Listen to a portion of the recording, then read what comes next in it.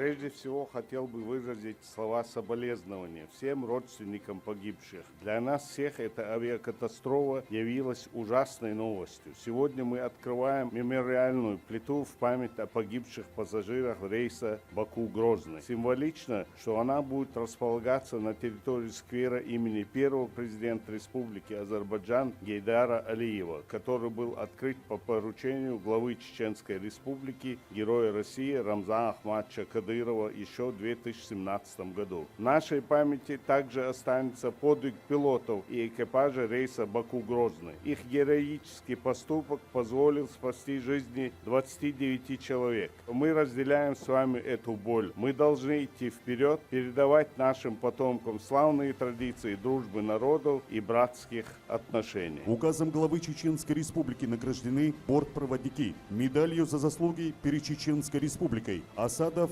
Зульфугар, Рагимли Айдан. Мы собрались, чтобы почтить память пассажиров и членов экипажа, а также открыть монумент в память о жертвах этой катастрофы. Мы искренне благодарны главе Чеченской Республики, господину Рамзану Ахматовичу Кадырову, за принятое решение об установке мемориала, который является выражением искреннего уважения к памяти погибших и человеческого сопереживания. В такие минуты особенно ясно проявляется прочность братских связей между народами.